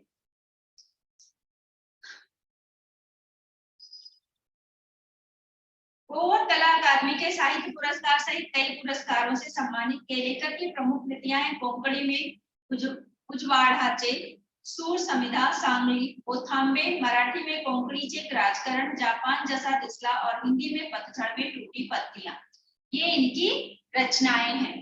ठीक है, अब आते हैं पाठ प्रवेश में नहीं जाएंगे, पाठ प्रवेश का इतना कुछ नहीं है, वो तो चैप्टर में ज्ञान पढ़ेंगे तो समझ में आएगा। हम लोग सीधे चैप्टर में आएंगे। गिन्नी का सोना, गिन्नी का सोना आपने सुना है आदित्य कभी? नहीं मैम।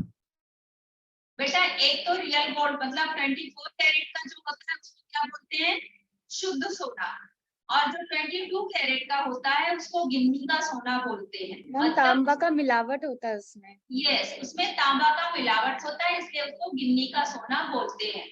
ठीक है, अब शुद्ध सोने और गिन्नी के सोने में अंतर क्या है? शुद्ध सोना जो होता है बहुत ही सॉफ्ट होता है, मतलब वो जरा सा करो वो मुड़ जाता है, और गिन्नी का सोना जो होता है वो थोड़ा मजबूत यानी कठोर होता है। तो आजकल लोग जो ज्वेलरी बनवा रहे हैं ना, वो गिन्नी के सोने का बनवाते हैं, जिससे ज्यादा अच्छी अच्छी डिजाइन भी बनती है और वो मजबूती भी रहती है, इसलिए। तो इस पार्ट में वही, अब ये पार्ट में सोना क्यों पढ़ाया जा रहा है? इस पार्ट में सोना और गिन्नी का सोना का मतलब है कि जो शुद्ध सोना है उसको किससे जोड़ा गया है? आदर्शवाद से जोड़ा गया है, और जो गिन्नी का सोना है उसको व्यवहारवाद से जोड़ा गया है। यानी जैसे हम गिन्नी का सोना, गिन्नी मिलाकर सोने का ज्यादा प्रयोग कर रहे हैं, वो ज्यादा हमारे उसमें आ रहा है प्रयोग में, उसी तरह से व्यवहारवाद भी समाज में बहुत ज्यादा है। आदर्शवाद जो है जो आदर्शवादी लोग हैं, लोग उनको कम पसंद करते हैं, लेकिन व्यवहारवादी लोग को ज्यादा पसंद करते हैं। आदर्शवाद मतलब गलत ना होने देना, गलत को ना बर्दाश्त करना, एक अपना एम बनाकर चलना। और व्यवहारवाद क्या होता है कि आपके मुंह पर हाँ आप बहुत अच्छे हैं, आप ऐसा वैसा, तो इस तरह का जो व्यवहारवाद है वो क्या है, वो गिन्नी का सोना है। यानी वो अपने को आगे बढ़ाने के लिए सही गलत हर चीज का प्रयोग करते हैं, झूठ और सच का प्रयोग करते हैं। तो इस पार्ट में गांधी जी के आदर्शवाद के बारे में बताया गया कि गांधी जी आदर्शवाद थे, लेकिन वो सबको साथ लेकर चलने के लिए व्यवहारवाद का थोड़ा सा उसमें मिलावट करते थे। लेकिन क्या है, आदर्शवाद को नीचे नहीं आने देते थे, व्यवहारवाद को उसमें थोड़ा सा मिलाते थे और आदर्शवाद को साथ में लेकर चलते थे। इस पार्ट को पढ़ेंगे तो आपको थोड़ा और अच्छे से समझेगा। शुद्ध सोना अलग है और गिन्नी का सोना अलग। जैसा कि आपको बताया गया 24 कैरेट मतलब शुद्ध सोना और 22 कैरेट मतलब गिन्नी का सोना। गिन्नी के सोने में थोड़ा सा तांबा मिलाया हुआ होता है, इसलिए वह ज्यादा चमकता है और शुद्ध सोने से मजबूत भी होता है। औरतें अक्सर इसी सोने के गहने बनवा लेती हैं। बनवाने का कारण क्या है कि वो मजबूत होता है, उसमें ज्यादा से ज्यादा डिजाइन मिलती है, इसलिए उसको बनवाती। फिर भी होता तो वह गिन्नी का ही है, गिन्नी का ही सोना। शुद्ध आदर्श भी शुद्ध सोने के जैसे ही होता है। जैसा शुद्ध सोना होता है उसी तरह से शुद्ध आदर्श भी होता है। चंद लोग उनमें व्यवहारिकता का थोड़ा सा तांबा मिला देते हैं। चंद मतलब कुछ लोग उसमें व्यवहारिकता का थोड़ा सा तांबा मिला देते हैं और चलाकर दिखाते हैं। तब हम लोग उन्हें प्रैक्टिकल आइडियलिस्ट कहकर उनका बखान करते हैं। एक क्वेश्चन आता है कि प्रैक्टिकल आइडियलिस्ट किसे कहते हैं? तो सोने में थोड़ा सा तांबा मिलाने कर चलाने को प्रैक्टिकल आइडियलिस्ट, वो आपके उसमें क्वेश्चन आंसर में है, वो कराया जाएगा, कहा जाता है। पर बात ना भूले कि बखान आदर्शों का नहीं होता बल्कि व्यवहारिकता का होता है। जो लोग आदर्शवाद होते हैं लोग उनका उतना तारीफ नहीं करते, व्यवहारवाद का ज्यादा करते हैं, क्योंकि वो सही गलत ऊपर नीचे कुछ भी सब हाँ हाँ करते हैं इस तरह से। और जब व्यवहारिकता का बखान होने लगता है तब प्रैक्टिकल आइडियलिस्टों के जीवन से आदर्श धीरे धीरे पीछे हटने लगता है। अब जब व्यवहारवाद का तारीफ होता है तो आदर्श वाले सोचते हैं कि अरे मैं तो इतना अच्छे से सब कर रहा हूँ फिर भी मेरा तारीफ नहीं, मेरी तारीफ नहीं, तो वो अपने से आदर्शवाद थोड़ा कम करने लगते हैं कि फिर हम भी व्यवहारवाद पर ही चलते हैं। धीरे धीरे पीछे हटने लगते हैं और उनकी व्यवहारिक सूझबूझ ही आगे आने लगती है। सोना पीछे रहकर तांबा ही आगे आता है, यानी जो सच्चाई है वो पीछे रह जाती है और तांबा यानी व्यवहारवाद आगे आ जाता है। चंद लोग कहते हैं गांधी जी प्रैक्टिकल आइडियलिस्ट थे, यानी वो सोने में तांबा मिलाकर करते थे, यानी अपने आदर्शवाद में थोड़ा व्यवहारवाद भी मिलाते थे। व्यवहारिकता को पहचानते थे, उसकी कीमत जानते थे, इसीलिए वे अपने विलक्षण आदर्श चला सके, वरना हवा में ही उड़ते रहते, देश उनके पीछे ना चलता। हाँ, पर गांधी जी कभी आदर्शों को व्यवहारिकता के स्तर पर उतरने नहीं देते थे। अब लेकिन क्या कहा गया कि आदर्शवाद में व्यवहारवाद तो मिलाते थे, लेकिन व्यवहारवाद के चक्कर में आदर्शवाद को नीचे नहीं आने देते थे, अपना आदर्श को बनाए रखते थे, अपना आइडल को बनाकर रखते थे। वे सोने में तांबा नहीं बल्कि तांबे में सोना मिलाकर उसकी कीमत बढ़ा देते थे। इसमें क्या कहा गया कि सोने में तांबा नहीं बल्कि तांबे में सोना मिलाते थे और उसकी कीमत बढ़ा देते थे, इसलिए सोना ही हमेशा आगे आता रहता था। व्यवहारवादी लोग हमेशा सजग रहते हैं। अब व्यवहारवादी लोग क्या करते हैं, वो हमेशा सजग रहते हैं, किस चीज के लिए? अपने फायदे के लिए। मैम सजग मतलब? सजग मतलब वो क्या बोलेंगे, क्या बोलते हैं, चैतन्य रहना, मतलब उसको अपने फायदे की देखना है ना।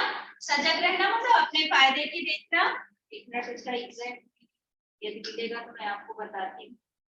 सजग रहना मतलब होशियार रहना, जिसको हाँ सजग रहना मतलब होशियार रहना बेटा। एक मिनट में और देख कुछ और पेश कर दूं आपको और क्लियर कर दूं। वैसे सजग रहना मतलब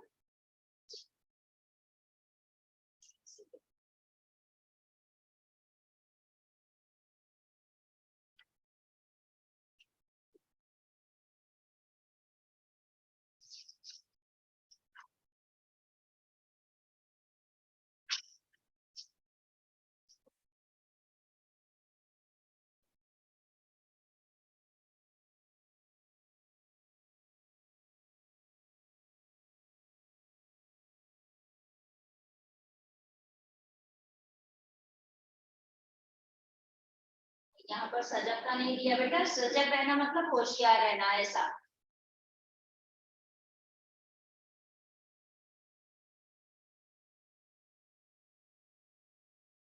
हाँ यहाँ पर सजग मतलब जागरूक रहना या सावधान रहना, ठीक है।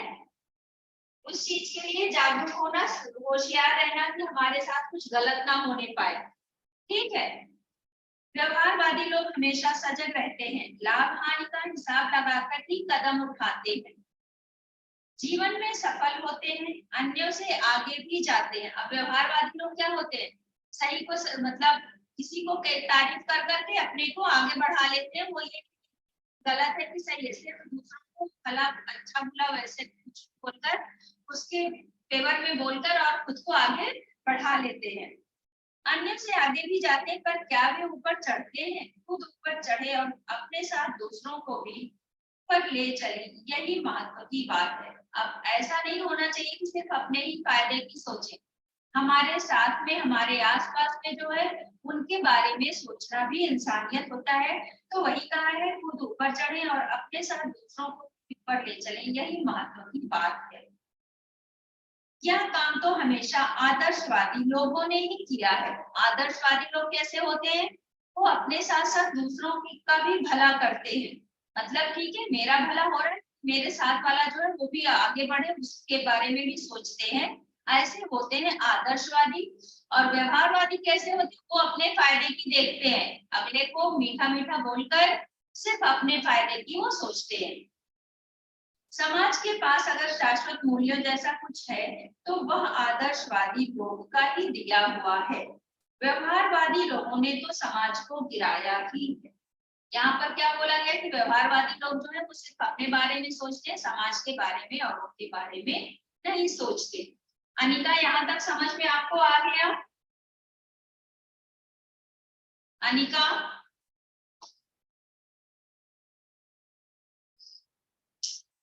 आदित्य, आपको समझा बेटा? Yes ma'am. चलो, अनिका गायब है, मुझे ऐसा लग रहा है, पता नहीं। दूसरी वाली स्टोरी है आपकी ज़ेन की देन। ज़ेन की देन का मतलब यहाँ पर किससे है, जापान जो है वहां पर कितना लोग कंपटीशन करते हैं, कितना आगे बढ़ने की सोचते हैं, और उस आगे बढ़ने के चक्कर में उनको किस तरह की बीमारी का सामना करना पड़ता है, इस पार्ट में वही बताया गया है। लेखक जो है वो अपने मित्र के पास गए हुए हैं जापान, और वहां की स्थिति क्या है उस चीज को लेखक ने बताया है। ज़ेन की देन।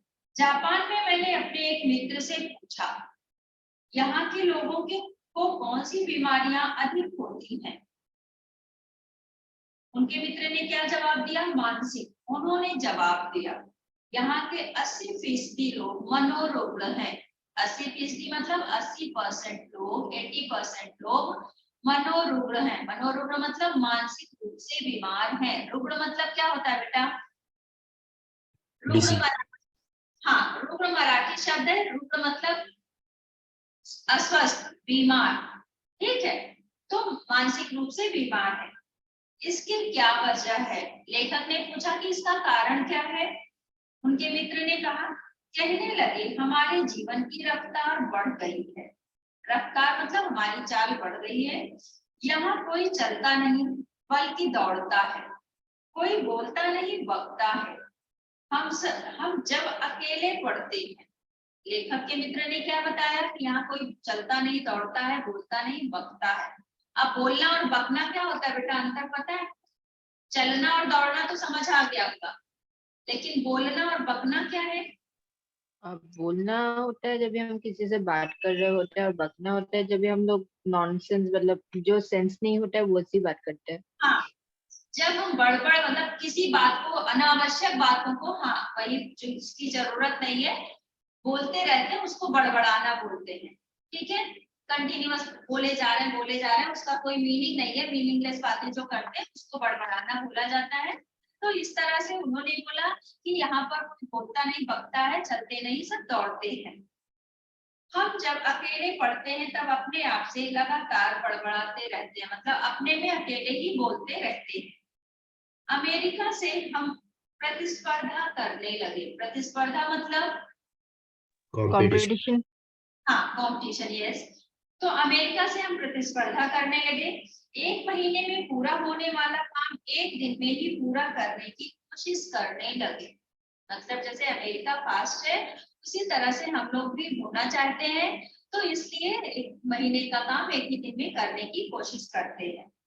वैसे भी दिमाग की रफ्तार हमेशा तेज ही रहती है। आपको पता है सबसे ज्यादा चंचल क्या है? दिमाग में दिल। नहीं, दिल नहीं, दिमाग।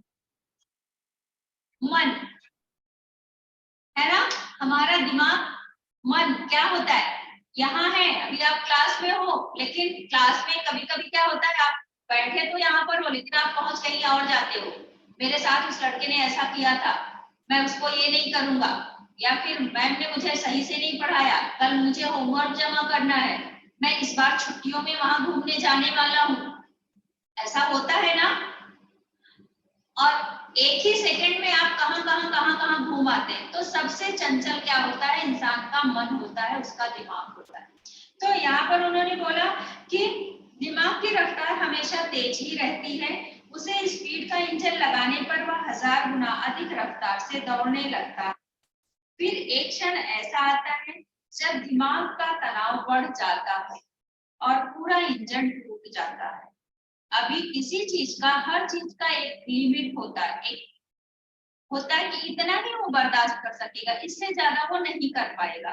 तो यहाँ पर वही कहा है लेखक ने कि जब दिमाग का तनाव बढ़ जाता है और पूरा इंजन टूट जाता है, यही कारण है जिससे मानसिक रोग यहाँ बढ़ गए हैं। अब यहाँ पर जब जरूरत से ज्यादा, जितनी जिसकी कैपेसिटी है उससे ज्यादा जब वो काम करेगा, तो इंसान, मशीन हो वो भी टूट जाती है, इंसान होता है वो भी थक जाता है, जब जबरदस्ती करता है तो बीमार पड़ जाता है। तो उसी तरह से यहाँ पर है कि जरूरत से ज्यादा जब कर लेता है तो बीमार हो जाता है, मानसिक रोग यहाँ बढ़ गए हैं। यहाँ तक क्लियर? Yes ma'am. हाँ मैम। ओके। शाम को वह मुझे एक टी सेरेमनी में ले गए। कौन? लेखक अपने मित्र के लिए बोल रहे हैं कि शाम को वो मुझे एक टी सेरेमनी में ले गए, और जापान में चाय पीने की उस विधि को चा नो यू बोलते हैं। आप याद रखना इस चीज को, शायद एग्जाम में कहीं पर कुछ ऐसा करके पूछ लिया जाए, चा नो और यू। जापान में चाय पीने की इस विधि को चा नो यू कहते हैं।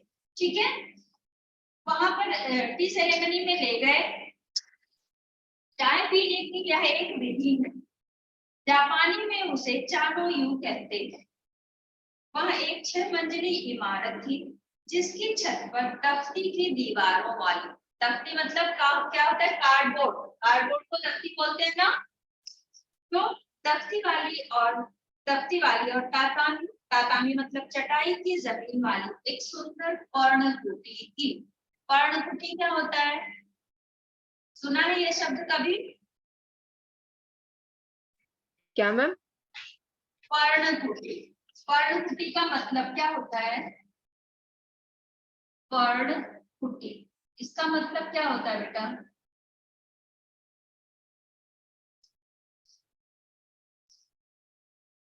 कभी सुना है, रामायण देखा था लॉकडाउन में? नहीं। पर्ण मतलब वो घास फूस से जो बनी हुई झोपड़ी होती है ना, हट होती है, उसको पर्णकुटी बोलते हैं।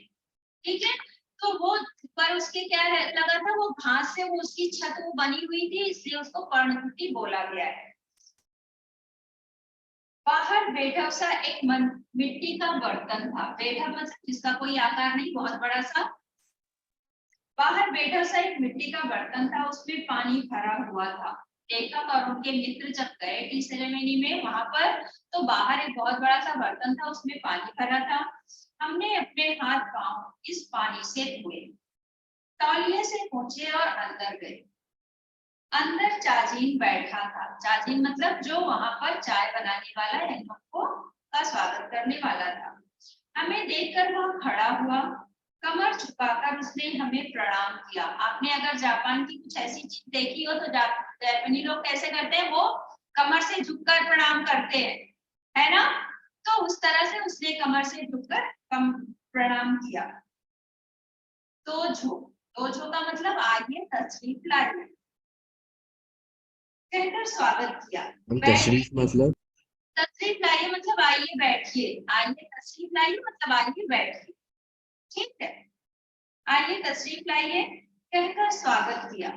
बैठने की जगह हमें दिखाई, कहाँ बैठना है वो दिखाया। अंगीठी सुलगाई। अंगीठी क्या होता है बेटा?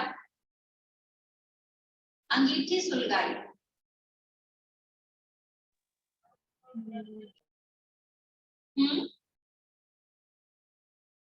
अंगीठी जानते हैं आप लोग?